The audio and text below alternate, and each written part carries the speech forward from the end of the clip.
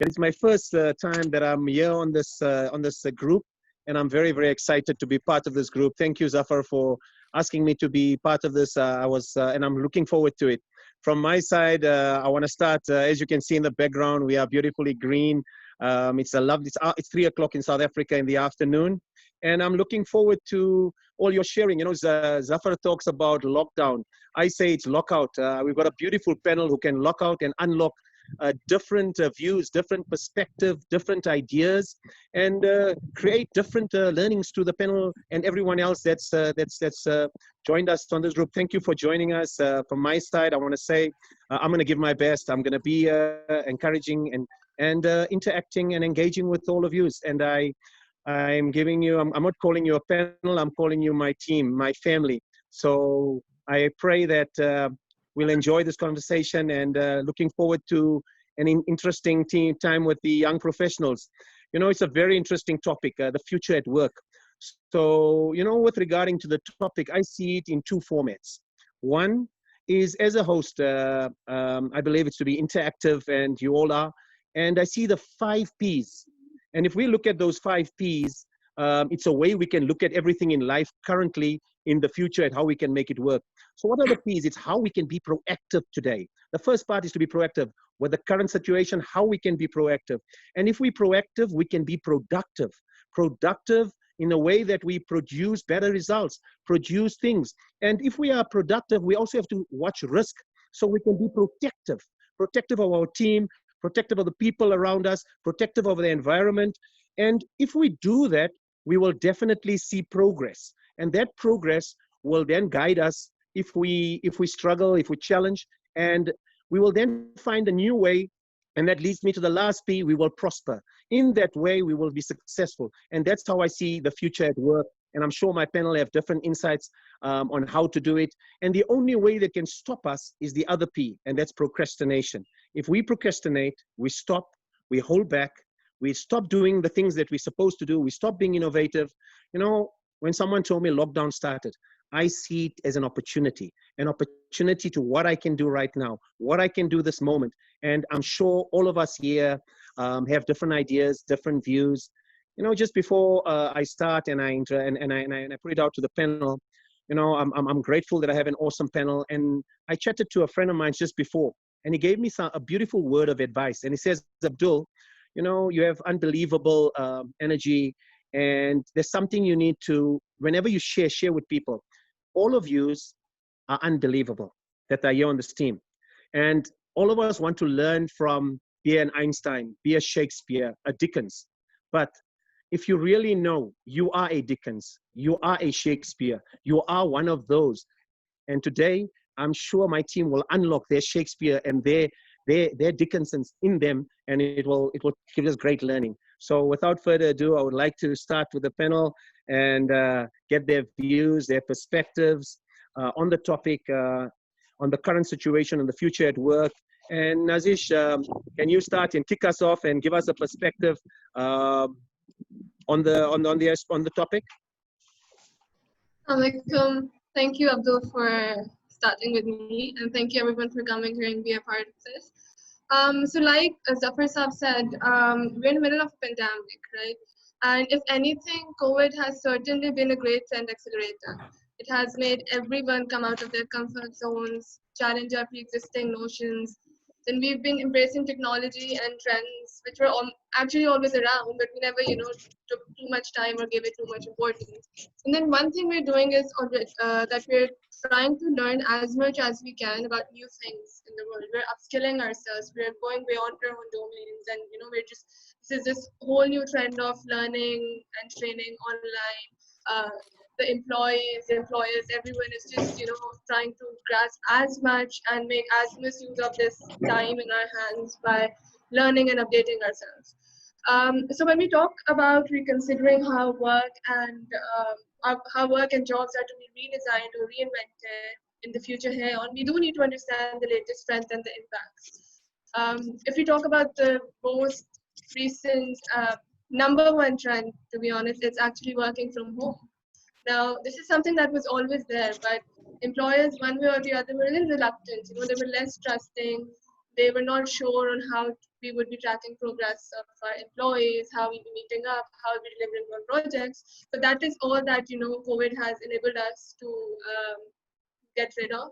And now I think more than ever, the world is ready to embrace this policy, embrace flexibility into their lives, and embrace technology as well. So normally, when you think of work, you think of synonymously, you think of an office space. When you say, oh, I'm going to work, I'm going to office. So first of all, as employers and as especially being in human resource, we need to start thinking about work as a thing you do and not the place that you go to. So where we were planning employee experiences around office setups, we now need to plan and adjust employee experiences around this concept and drive it. Certainly, most certainly, AI and different types of the influx of technology has taken a big, is playing a big role, and it's actually a game changer for many of us. And there's a common perception that this influx is set to kill many jobs out there. Well, where that might hold true for mundane and redundant tasks in some cases, I think a bigger truth is that this technology and AI is opening a larger window of opportunities for everyone. I mean, it is there to make our jobs easier and make us more effective and data-driven. So we as employers need to focus on how this technology and AI will change the way the work is done and how the organizations are managed. Now, before I further dig deep into jobs, there's another trend which is diversity. Now, companies are, going forward and embracing a very diverse workforce. When I talk about diversity, it's not just in terms of age or gender or race or religion, but also full-time, part-time, contingent workers, freelancers. That is the route that companies are now going to take forward. By embracing remote working and technology, even smaller firms, can now draw a larger pool of applicants, a larger pool of workforce beyond our beyond any geographical boundaries. I mean, normally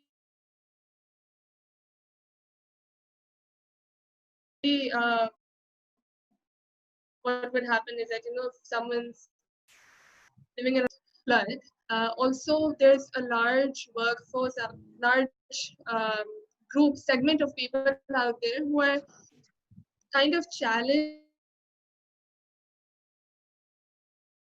in their ability to they have injuries, they have some physical visible disabilities for which we don't normally reach out to those. So I think AI will also increase access to jobs for people previously not taken as a part of as prospective candidates. So I think what's exciting is that we have a stage of development where we can create more meaningful works for humans, and then also enable us and embrace technology and machines to make us more capable of doing the job right and in a more productive manner.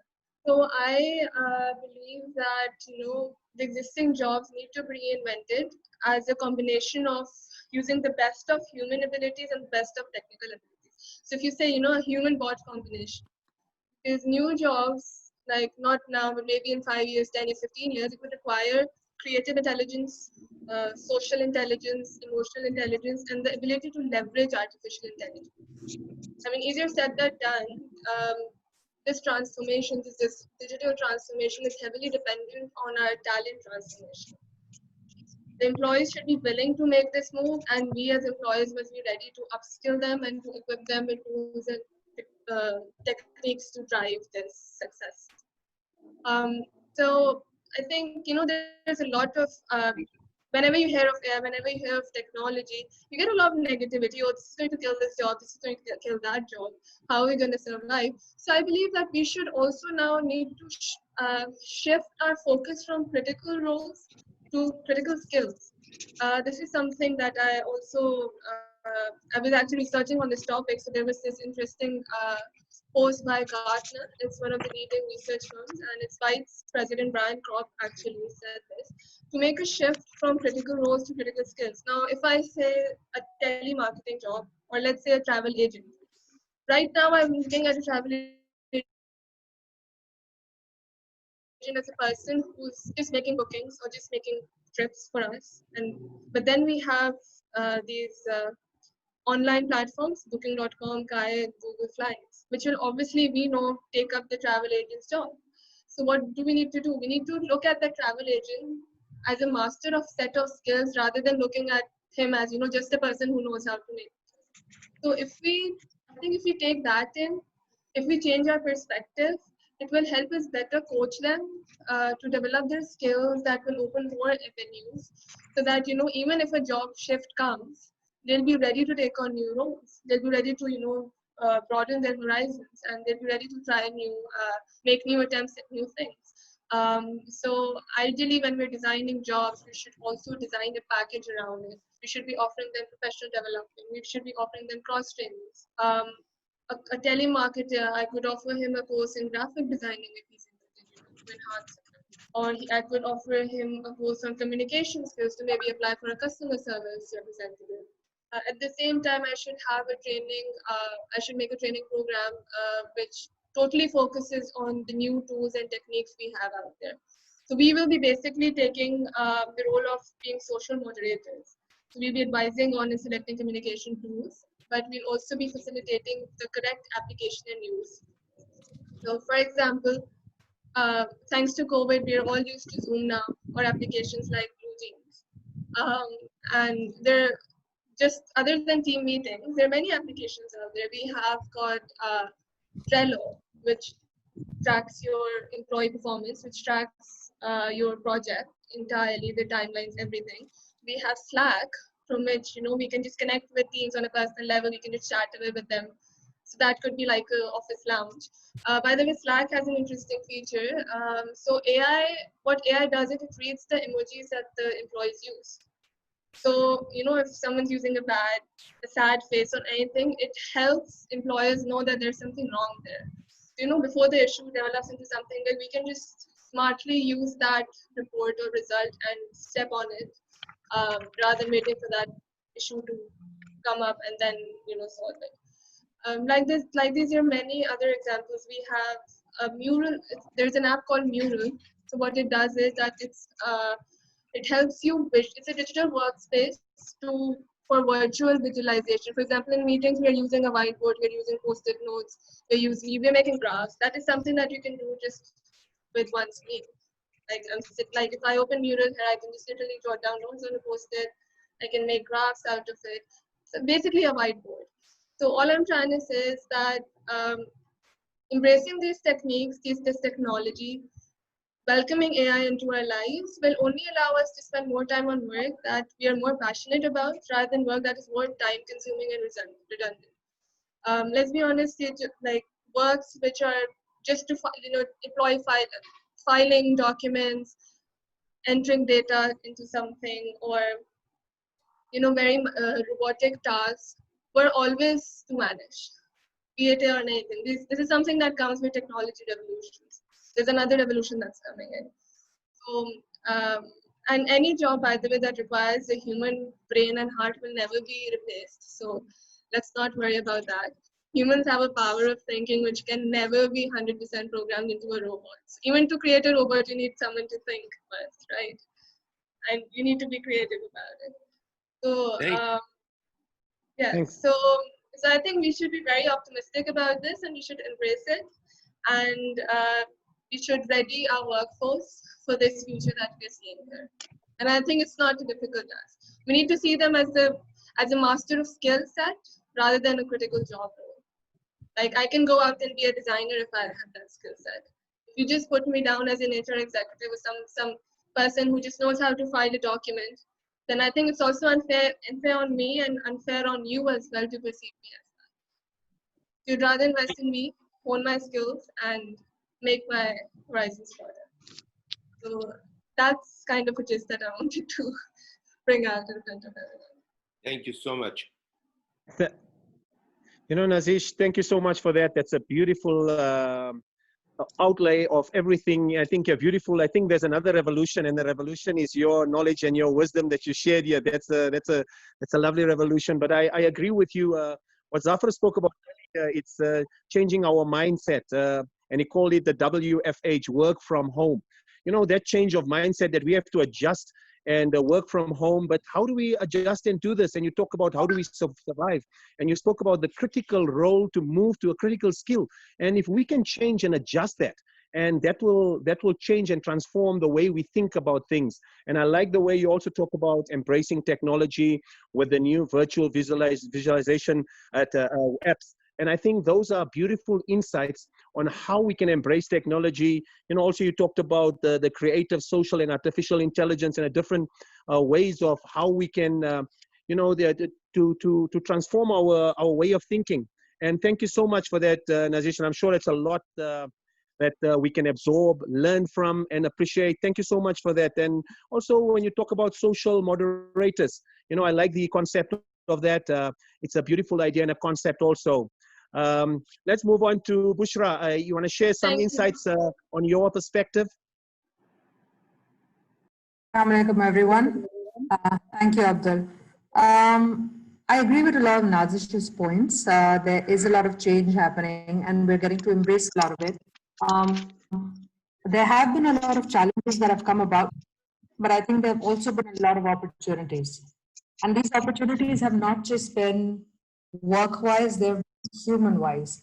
So in terms of empathy, I feel now people are just more empathetic and relate to others in the workplace. You know, we don't just see each other as someone in finance or someone in IT. We see each other as, oh, this person lives with family, this person lives alone.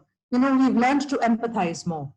As organizations and leaders, I feel we have started to trust people more, something that was lacking in a lot of organizations. I've been fortunate enough to work in a place where the level of trust is high.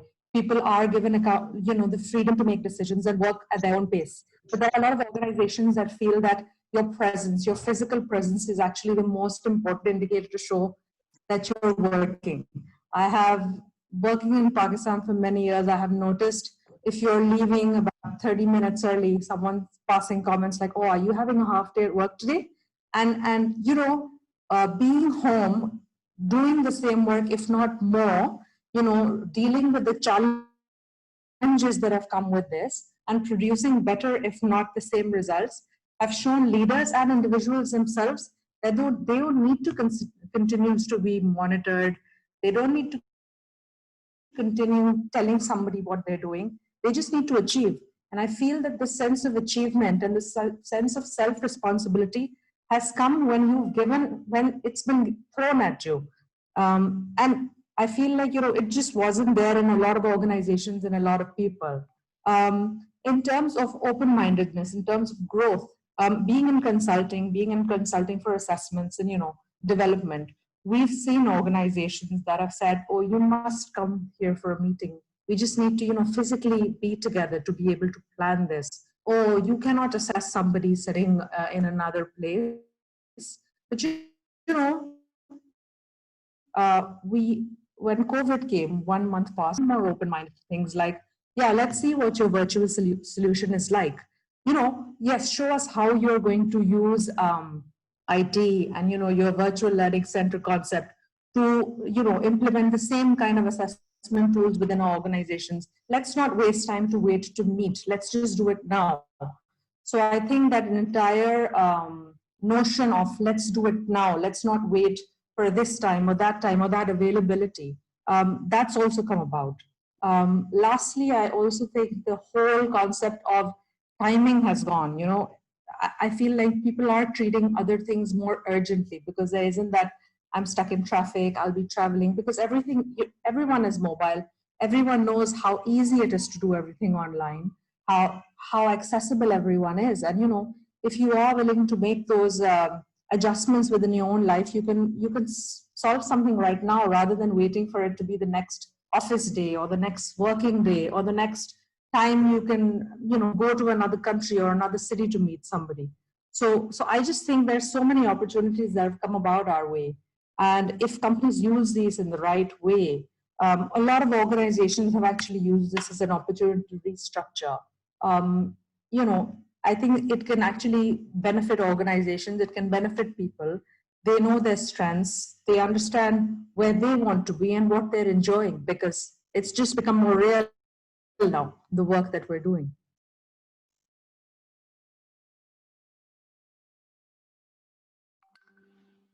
Sorry, you're on mute. Bushra, that's thank you so much for that. I think what we speak about, you summed it up beautifully, and I think a very important aspect, which I can pick up here, is that with challenges, there's an opportunity. But the opportunity comes with difference in human resource, the way we treat people, with empathy, with compassion, with love, and that I think was something that we didn't notice with staff. We didn't find that. And I think a great part of life, a great part of living, a great part of communication, a great part of a great team is having empathy and having compassion. When you have empathy, you understand people, and you talked about what comes with it.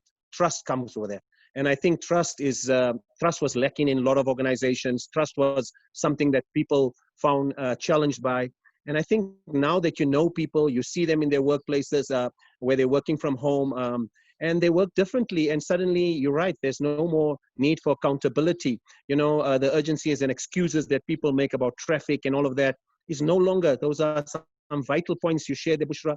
I agree with you, and I think I love the point about empathy, and I think that's to me is a tipping point of one of the important things of what we can pick up.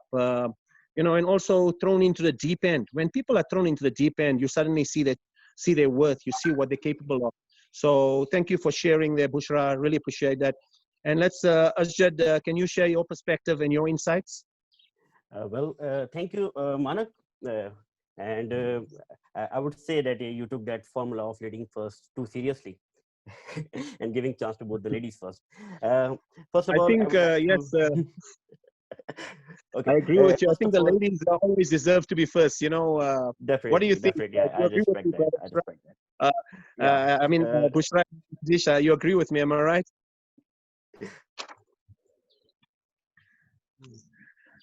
I see the ladies are smiling, so they agree with us.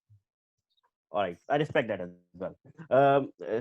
First of all, I would like to thank Sir Zafar for providing me this chance to share my experience. Since my background is regarding automation, and I work with the technology, so no doubt we agree to this point that the pandemic has caused more organizations to acknowledge that a large portion of their workforce can function just fine outside the traditional offices. We agree that, and many organizations. Okay, when I'm speaking about organizations, currently I'm not talking about Pakistan, just generalizing it. Okay, but the practices we are doing during pandemic and are productive to those who are productive practices, definitely they will live on after the pandemic as well.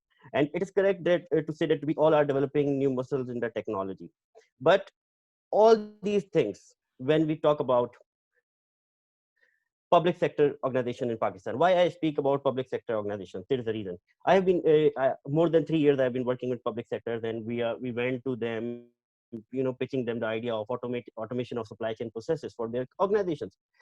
From the past 15 years, we were able to took on board only 3 public sector organizations. Now, talking about why, because previously I was talking to my colleague in Pakistan, and the best thing was they would think that now they are working from home. So the question that comes in my mind, that was why?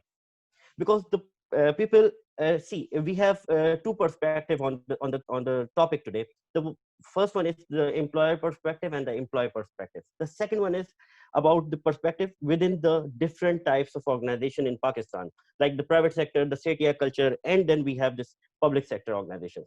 So the question is why? Because in public sector specifically and in Setia culture, people don't have any choice now. When you when you are not left with any choice, you have to go virtual and you have to work from your virtual space.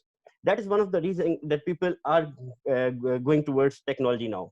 Why I'm saying it with the social surety? Because when we were working with the public sector organization in Pakistan, and here also in UAE, Abu Dhabi airports, they are also the public sector.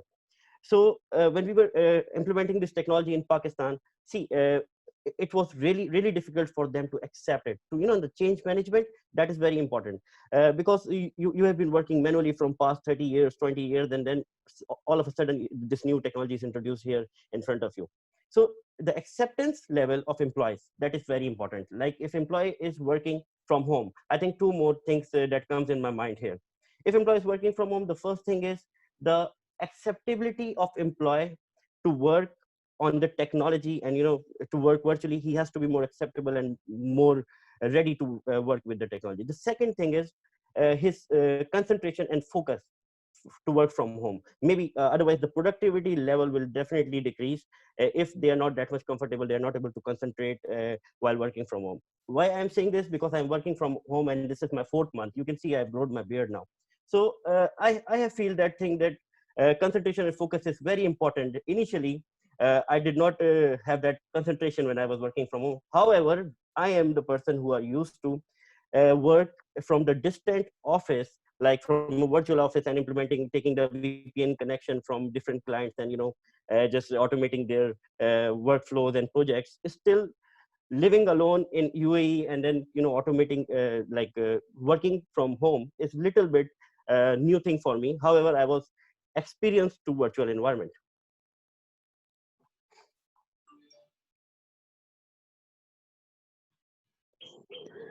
Thank you so much, brother. I agree with you. The key is acceptance. I think, and what's really nice is I see the beard has grown, so you are concentrating a lot more. So if we get you for in some time in the future again, you'll have a longer beard, inshallah, so you can concentrate and focus even more. So the longer the beard, the more the focus. So that's Good great. one, I mean, actually, this is interesting. Let me just intervene. You can't see, but my hair is just for the 5 months uncut, and it's just going on and on. And I don't know where will it go, but I'm watching Ardugul very regularly these days, and I think even that I'm also someday watching article, sir. good. So I'm going to have my, you might change my hairstyle. Nazish, you don't like this style or what? Your mic is off. No, I'm saying it looks good. Don't worry. Oh, it looks good. Thank you Yeah. so much for it. I mean, this is amazing period. Now you see some very interesting, interesting, serious perspectives, and a lot of insights have been thrown. And Abdul is really steering us in the right direction. I also want now, we've got so many people attending and listening, and we don't want it to be a one-way download. So I'm just suggesting anybody who wants to add something, please open your mic, jump in, and share your thoughts so that panelists can respond or give their view on that. So let's open that to the panelists, to the participants, please. Any participant.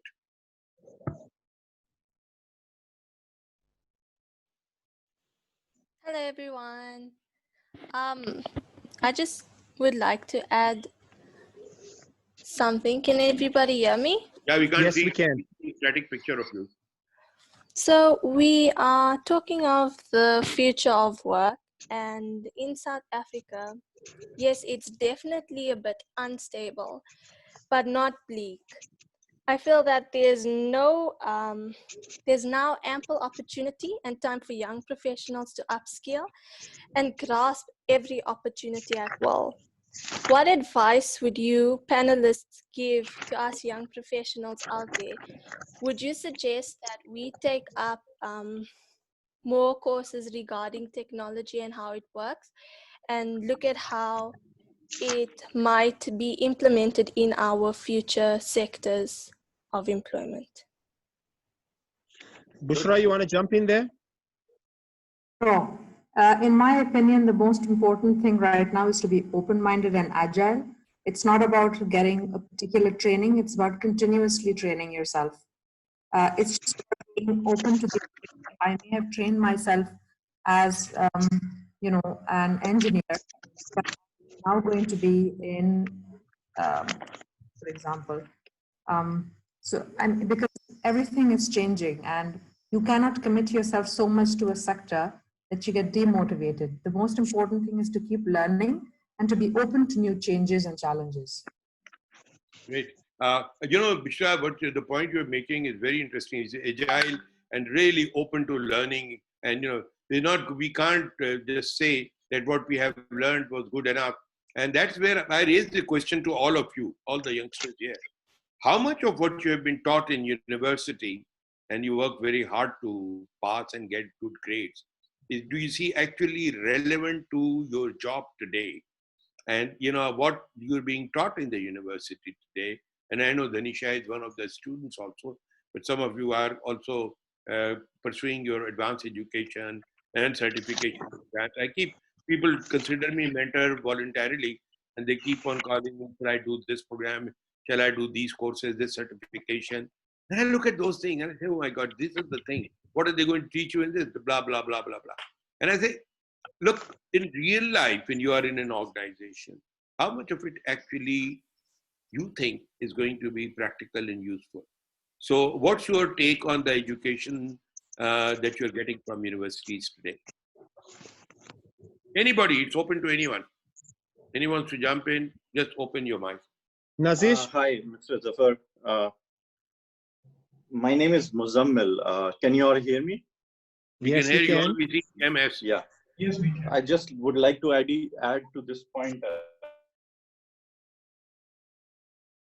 very good point which you raised. I've been into the tech field since past 15 years. Mashallah. I did my education back in 1999. Sorry.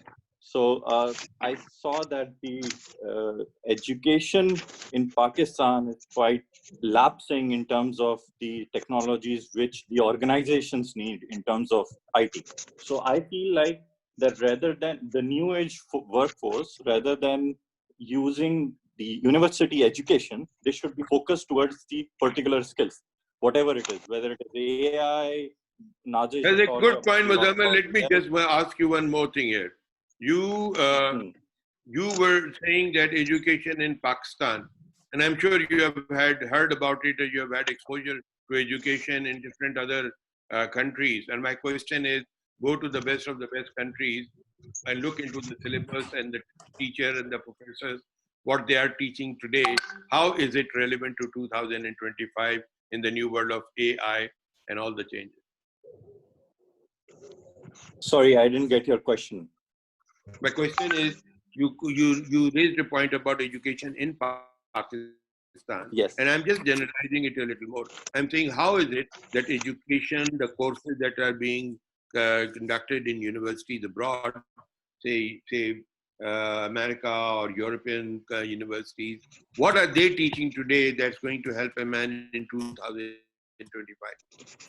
I think then again, I don't know much about the education, how they are treating it in abroad, but what I experienced in Pakistan, because now I am working in UAE and I'm also taking up projects in sub-African continent and South Asian continent. So in these areas, I know that it's more now the new age workforce are more focused towards skill development rather than a proper education, formal education in terms of. Right. Thank you so much. So, Mr. Abdul Malik, the point here is that the suggestion from Muzammil Saab is that we should be focusing on skill building more than the thing. So it's all you at the panel. Anybody who wants to add, please jump in. Open your mic. I'm just going to add on that. I think it's important. I think it's important that we reinvent ourselves. We don't recycle. We don't rewind. We don't review what we did in the past. We use those as tools that has equipped us to be where we are today. Now there's no more normal. I believe it's a new normal way of life.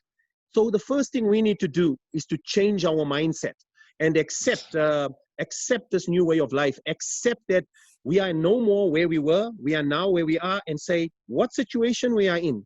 So my question to all my panel is, do we accept the situation? Do we accept that now the new way forward is embracing this new technology, this new way of learning, reinventing ourselves? What's your thoughts? Let me go to Asjad. Asjad, what's your thoughts on this new way of learning, this new way of developing? You talked about developing new muscles. What are your thoughts on how we can develop new muscles to adjust to this new way of learning, this new wave that has come to us? I call it a corona wave that's come to us. How can we now adjust to this corona wave? Well, thank you, Manak. Previously the people have been more patient in learning new technologies and engaging with them. So previously, but now is the time. Now is the time to be literate on technology. You should be comfortable working from different environments. And now is the time to actually. There was a girl, a student who asked the question from South Africa, and I would like to respond to that that student. That now is the time.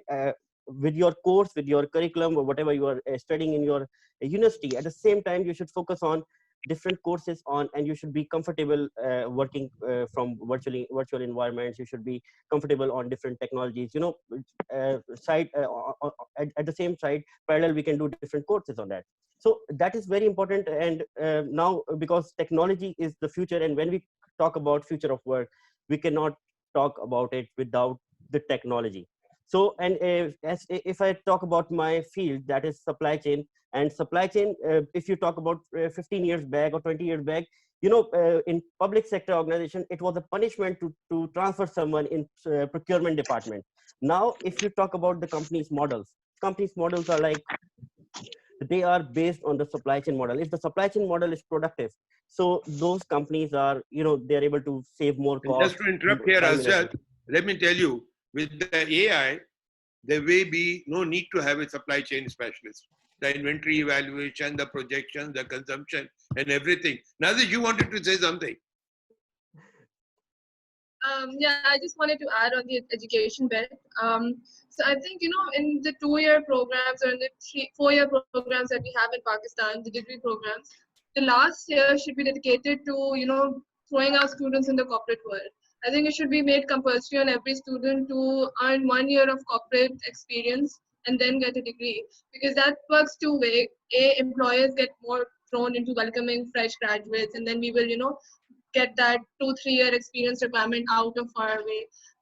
Then employees get an idea if this is the right field for them. Do they need to upskill themselves? Do they want to just run their own businesses out there? So I think that is one step that we should now take. And IBA has already started doing it, but it does it for like 6 months. Students don't really take it that seriously, but many universities should follow suit if it's possible. And as employers, we should be willing to take it. That's a very good point. Very good point. It has done in Europe, in American universities. They have been doing it, that you don't get into masters unless you have had a ideal life. LUMS also did that. So now, anybody else from the participants? Abdo. Naresh, you talked about cross training. You know, you want to share a little bit insights on cross training of how participants, people can and you know, envelope this cross training. Alright, so there are 2 ways to do it in corporates. If I talk about a normal corporate office, so we have different departments. We have HR, we have marketing, we have finance. Now, if an HR executive is inclined towards marketing, or if I see that that person has potential, or she or he has that creativity in him that is not coming out, then I think as his or her boss, I can recommend a program that he can either shadow, you know, go into a shadowing program. I can link him or her to someone in the marketing department and spend a day with them. So we can, you know, design programs like 2 days with this person per month. And then thereon that person can also evaluate the person from my team if he's willing, if he's nice, or, you know, if he needs to upskill. As in, it will only give them more exposure. At the same time, we need to make sure it's not an extensive program so that it does not hinder our own departmental work. Another way to cost in is to entirely create programs where, now we do know that there's some redundant jobs out there. We're all forecasting a few jobs. So rather, you know, we can just go to those people and we can, you know, paint a picture of them to them. You know, Bushra, you these spoke. things might work better for you. This field might be better for you. Sorry? Thanks. Carry on. Yeah, so I'm just saying that I think the onus is on us to make them aware of the situation and to motivate them to learn more. Cross-training shouldn't be an issue for corporates, actually, because there's something that has been happening. We just need to be more rigorous and more like pushing it forward rather than just reacting to it. We should proactively jump into it. I agree with you. You know, Bushra, you spoke about, you know, thrown into the deep end. And when you are thrown into the deep end, you know, a lot of people are unskilled. How do you explain that?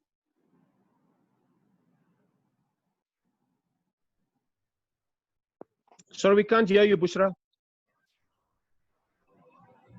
I talked about being agile. There is no such thing as being unskilled. You learn. I was an anthropology and sociology major. I joined HBL as a marketing executive. work with Mr. Zafar in HR, and then move to K-Electric in HR. Technically, I was unskilled in all, but given the opportunity, the open-mindedness, the willingness to learn is, I think, the most important thing. That's a great point, Bushra. Let me just, Abdul Manik, let me just, compliment her, because her case and many others, they just go to prove that the real working skills are dealing with people, understanding and a common application of your intelligence, doing analysis and picking up from there. I worked with a company, Exxon, you must have heard the name. It's an American multinational. I worked several years. And Nazish, this cross mobility was and is still, I think, a way of life there. So they will pick up an engineer from the plant and put him in marketing, and they'll pick it up from marketing and put him in finance. And you know exactly, Abdul Malik, the way you're saying, the term that they use is put the person in deep end. So you've got two options when you are in the deep end. Either you sink or swim. And instinct sort of pushes you to swim. So it gives you a lot of drive to learn. And you will see there's a lot of learning capability in human beings, which normally we assume that we can only learn from our class and from our lectures. It actually flows in with us, because you know when you are in a situation you have to do something, then you can do it. And 90% of our work, by the way, unless you're talking of working in a nuclear plant, 90% of our work is common sense and application of common sense and learning how to do that. And that is something for that you don't need to have very high-end degrees to learn what your normal work is, the 90%. Sorry for interrupting, and Abdul, go ahead. You know, Zafar, just on that, Zafar, you talked about, you know, putting people in the deep end, and yes, you either sink or swim. But sometimes, you know, yes, you talked about common sense and applying this common sense. But my question is, what if people are unskilled? We also need to upskill them and educate them, because sometimes you can't just throw someone in the deep end and hope them to expect the best and put them in there, and then you call them for accountability. I will let the panelists respond to it, but in the end, I would like to share my 2 cents of observation on skill building. What are your thoughts, panelists?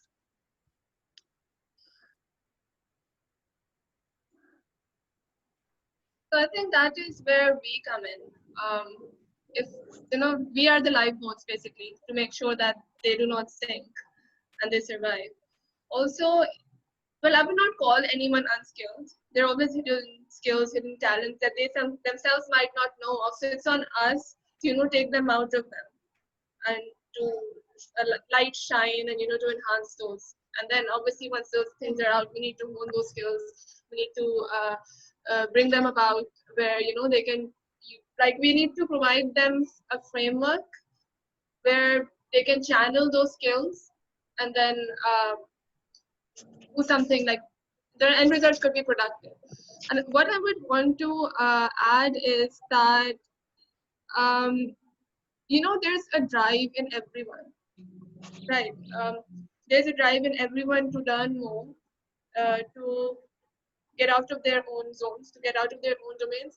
But there are limitations in the sense of that, especially in Pakistan, people shy away from asking a lot. Like, you know, if I have some team member, that person might want to, you know, grow beyond the boundaries that I've created for him, but that person is only going to shy away because of the authority that's in front of them. So as employers, we need to eliminate that. We need to think that we are all on the same level. If we have some unskilled person in front of us, we should not, you know, come from top. If I think we sit with that person, I'm like talking in very lay terms, but if we sit with that person and we try to understand that person, we try to break the ice that is between us, which is always there. That once that person opens up, you see the treasure of skills that person has in him or her. If you show him a rainbow, he will want to reach it. Thank you. Asjad, what do you think about this? Sir, I would like to add what Nadish has said. I totally agree with her point. Just like to add one more in it. See, the employees, if you talk about current situation, those employees who are not skilled, but they are very good with, let's say, the department which does not require that much technical expertise previously. But now, since we're working virtually, they also need to be skilled up. So for that, companies need to, you know, provide them such skills, such training, so that just to add value in their career. And in future, if you talk about future hiring, so I think HR would be looking at these skills are as mandatory, so that they can Thank work you with so us much, Ajay. in future. Now, Abdul, I wanted to share with you something, and perhaps you can tell me if it is your observation in South Africa also. But in a place like Pakistan, we have a lot of technically sound experts who are carpenters, who are masons, who are construction experts, who are electricians, and who are doing all these kind of things, which are there are some of them are doing running machines, the production machines and all. And my observation is that not all of them have gone through a formal, the carpenters and masons and all we've got here. Not all of them have gone through a formal training, vocational training institute, but we still have a lot of them in, and they're coming booming. There's a constant supply of these people, which is driven by the demand. So if there is a demand for a painter, my painter will start recruit 2-3 youngsters, and will start training them on how to mix it and all. And over a period of 6 months or something, they will gradually become painters by themselves. So that skill part is acquired on the job. Now, do you think that education is necessary to acquire that skill, Abdul? Zafar, it's a good point you make.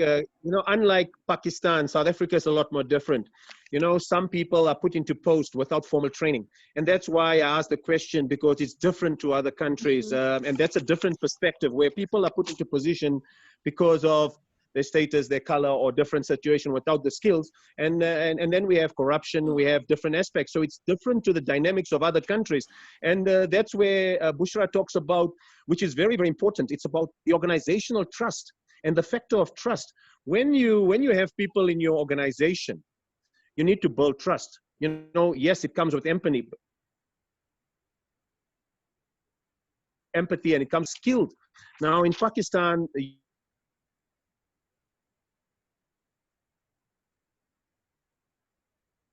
you have possibly the rainbow is money at the end.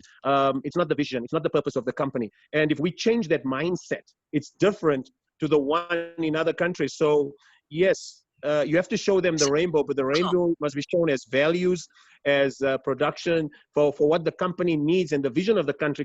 So South Africa is a different dynamics to other countries. Bushra, your thoughts on trust? Can I come in on this? Can I come in on this, Yes. if you don't mind?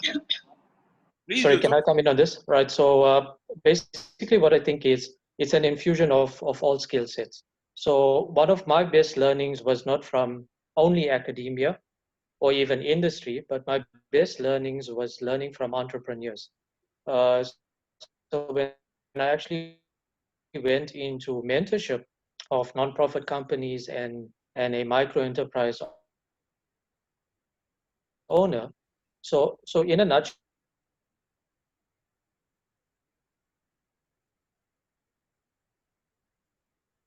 academic smart, or you can be street smart, but be very cautious when you actually meet an individual that has acquired the skill of both. So getting back to the point of even what Zafar has said and even Abdul, there's no substitute when it comes to skill as in labor, hands-on, etc. And the reason I say that is about a year ago, I was in Morocco. And what is very key to this aspect when it comes to AI, technology, etc., you got to be very selective of how you introduce it, not only within your country, but as well as your industry. So like Morocco, like South Africa, like Pakistan, like India, etc., there's a lot of labor-based skilled work. For example, someone making mosaic tables, handcrafts, etc. And you need to realize, how do you infuse both?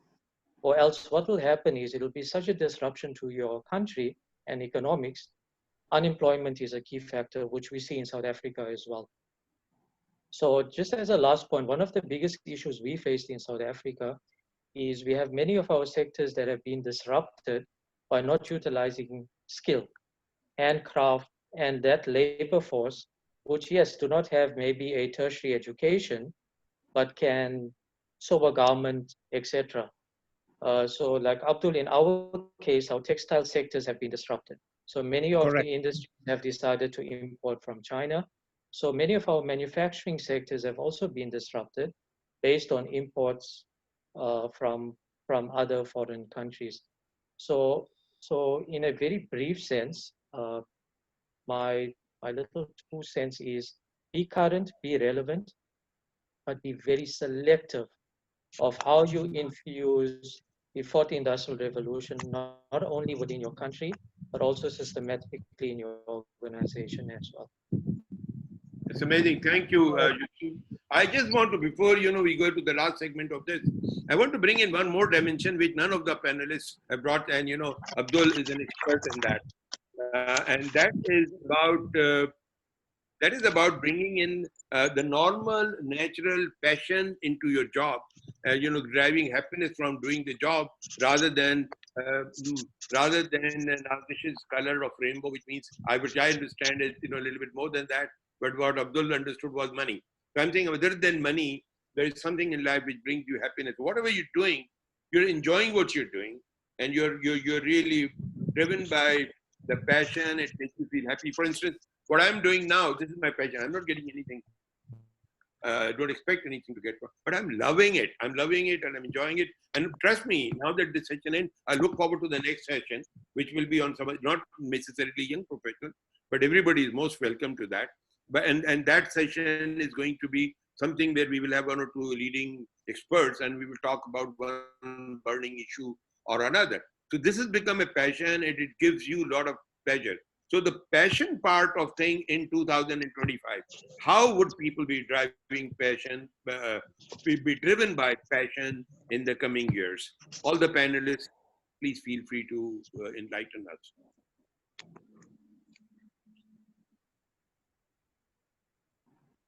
So I could be right or wrong, but so something that I said earlier, that when we bring in technology and when we bring in AI, it will take that chunk of my work, just rather boring, monotonous, and will obviously get redundant in one time. So I will have more time on my plate to do something that I like more. And then once people start focusing more on skills rather than the kind of job I have to do in my JD, obviously I will go towards what makes me happier. And if someone is recognizing that, then that will work as a motivator to me as well.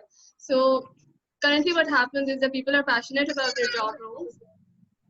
They're passionate about their job roles, but because of the extra work that they're loaded with, the passion gets under the carpet, gets, sorry?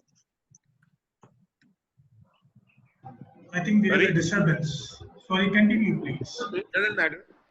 Yeah, there was a kid trying to make humble contribution. That's fine.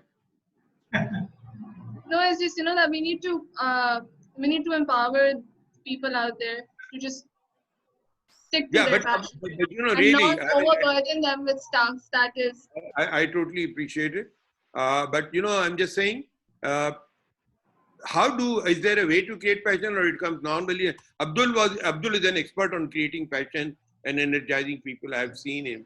He just stands and children start jumping around him. Magnet. No, I think the way is simple in life. Sorry, that wasn't no kid. I think that was our birds out here in the wild that you heard. There's some birds running around and making a noise here. So, but the birds are different. So those are just our little birds making noise outside here. Those were the noises. So you talk about passion. When you love what you do what you love.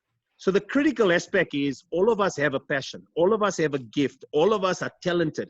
All of us have the ability to be geniuses. All of us have the ability to be the best version of you. The question I ask, if you want to achieve this, what are you going to do? What step are you going to take? You talk about the now. Now is the time. The time is now. When there's a difficult situation, all of us have a story. Someone asked me, how do you become a public speaker? And I told him, if you have experienced pain, you can speak about life. You can speak about the challenges and you could inspire people. The same way about anything you do. You must love what you do.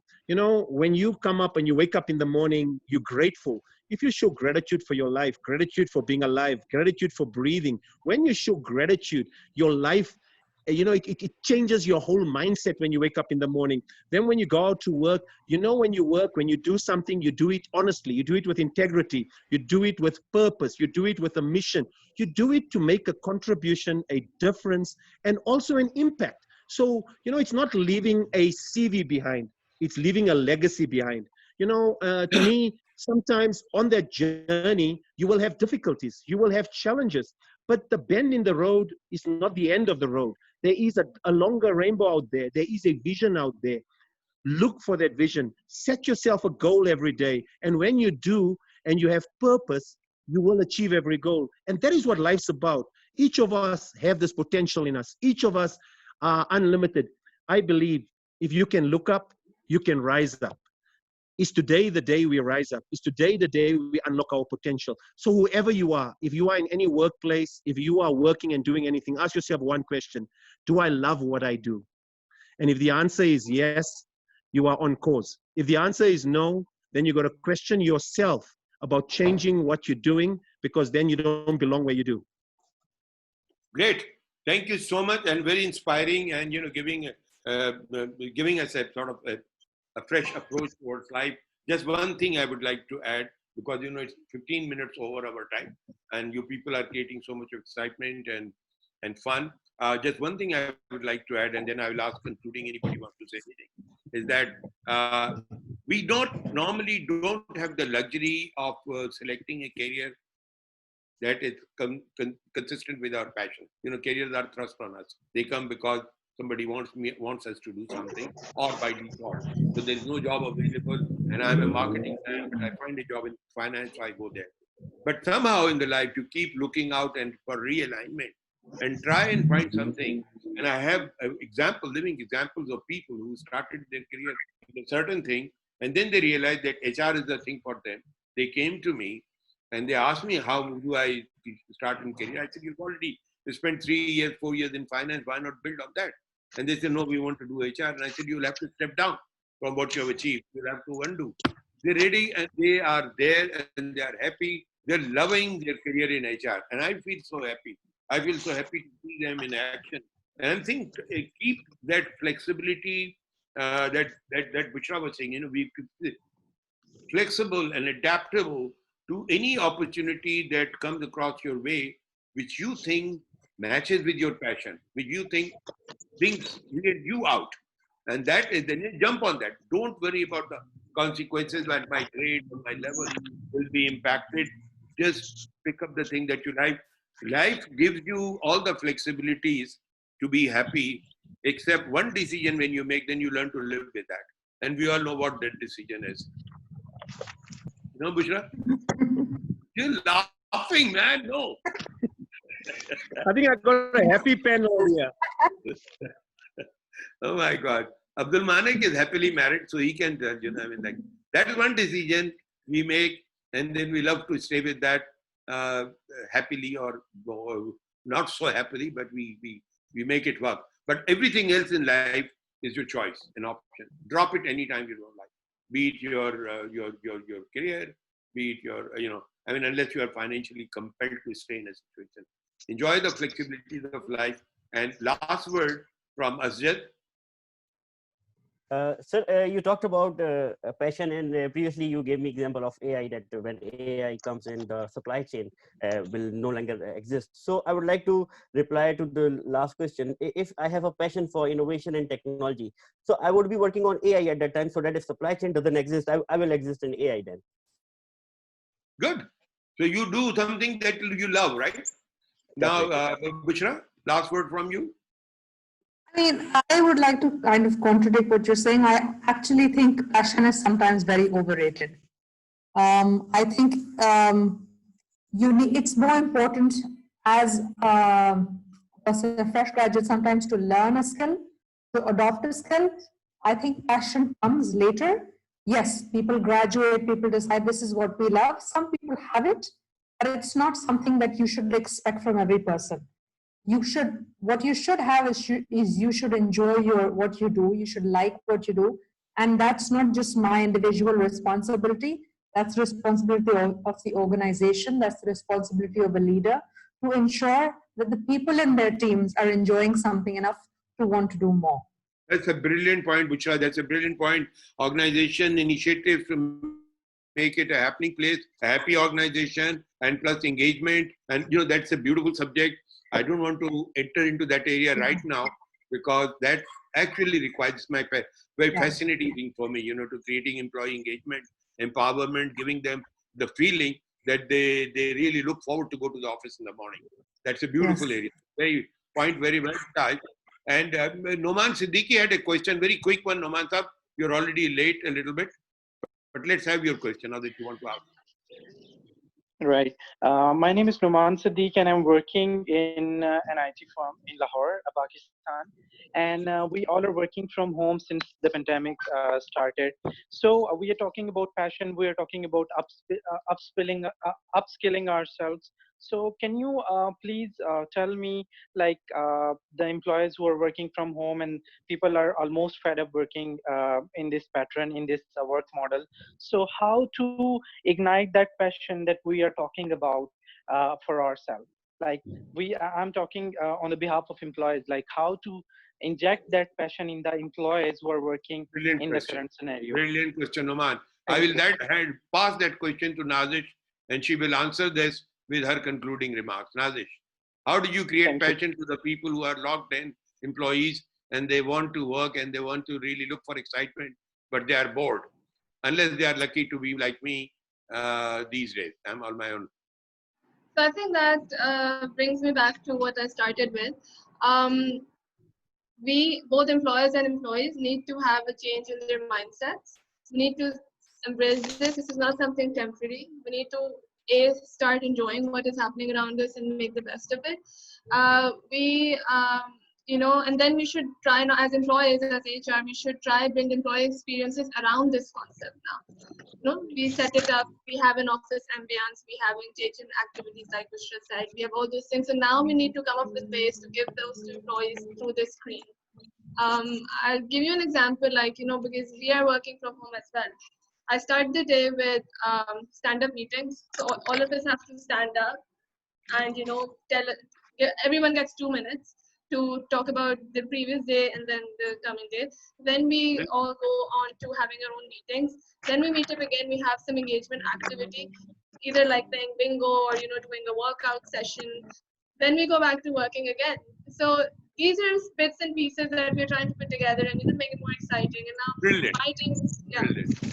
So we need to work more on this.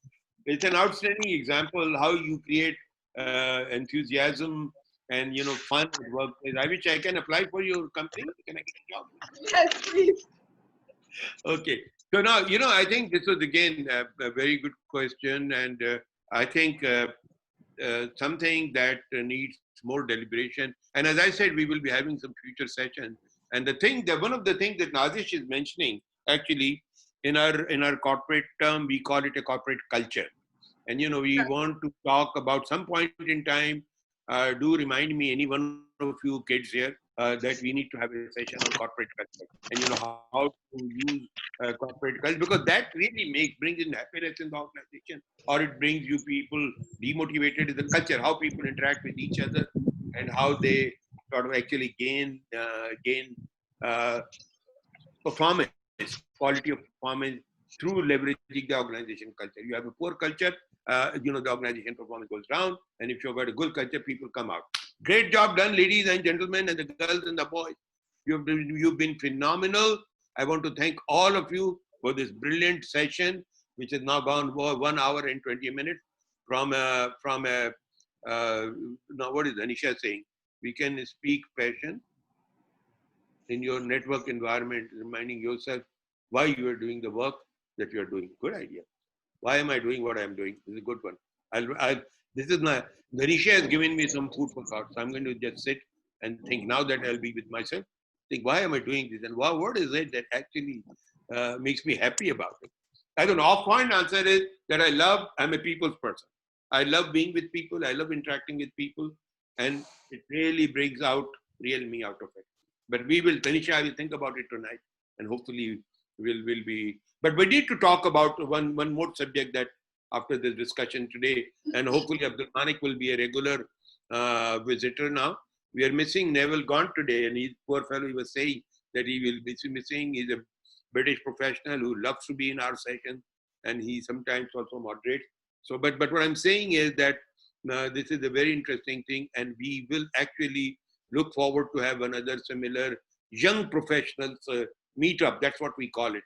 There's no coffee. You can bring your own coffee and have it. But this is young professionals meetup. We meet for about an hour. We've taken 1 hour and 20 minutes. I want to thank and salute all of you. Best of luck. Have a nice weekend for those of you who are having. For Bushra and Dubai Walas, there is a work tomorrow. So you'll be going and... Oh wow, Nasra Bakht is joined. Late. Hello Nasra, how are you? Just say hello quickly. Nasra from Islamabad. Hello, sir.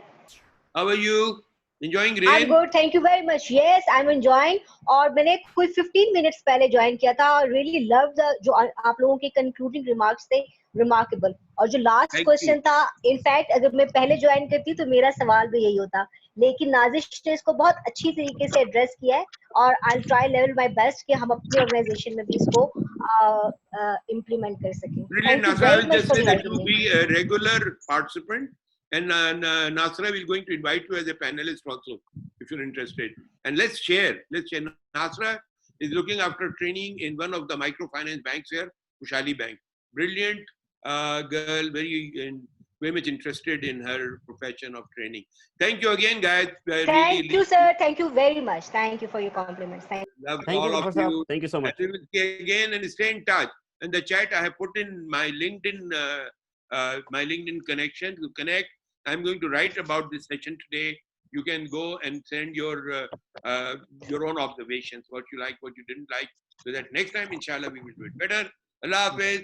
Thank you so much, everyone from Dubai, from South Africa, and from Pakistan. In 5 minutes in Karachi, we have Maghrib time. Thank you all. Allah Hafiz. Best of luck. Enjoy yourselves wherever you are. God bless you. Allah Hafiz. Allah Hafiz. Allah Hafiz. Good job done, panelists. Yes. Thank you. But I think you did a good job. And Abdul, it was a pleasure to have you here. Honestly, that motivational speech you gave actually inspired me. So I was thinking, what should I do now? But then I'm sitting in the lockdown. So really, I think you can either swim or sink, but I think you got a choice. So there's no swimming pool there, so what you gonna do, brother? I was actually sorry. So go ahead. I'm just going to float. I'm not going to sink. I was just saying that I was actually thinking of sitting in my lawn today as well, but it's so hot out there. Yes. Otherwise, And you know what? I'm not sitting in my lawn, Nazik. I know you have a picture behind you. I know that. This was just to compete with. This was just to compete with. This was just to compete. This is my reality. Yes, I noticed that as soon as you switched. Because I was competing with Abdul Manik. I said he's producing such a great thing. So, yes. But yes, honestly, I hope it rains. But Islamabad, Nasra is lucky. They're having a lot of rains and enjoying, and they're really lucky to be. One is lucky to be in Islamabad, mashallah. So thank you so much, everybody. Really. Thank you, Zafar. Thank you so much. Thank you so much, Abdul Manik. Thank you so much, Nazish. Of this association, our association now, and you look after the fraternity in South Africa. Build these networks. Let's connect with each other. Dubai is here, mashallah, in good numbers, and hopefully we will keep. There will be 2 weeks later. There will be another such session. I don't know what the topic will be. Maybe we will go with corporate culture, the new generation's perspective on corporate culture. How do they see the old culture? What do they like, what they don't like, and what would they like to see? And you can take inspiration from, Google and etc. the way they are. Okay? Thank you. Shukran, Jazakallah. Thanks, Nazish. Thanks, everyone. Take care. Allah. Closing the session. Yes, I'm ending all the videos.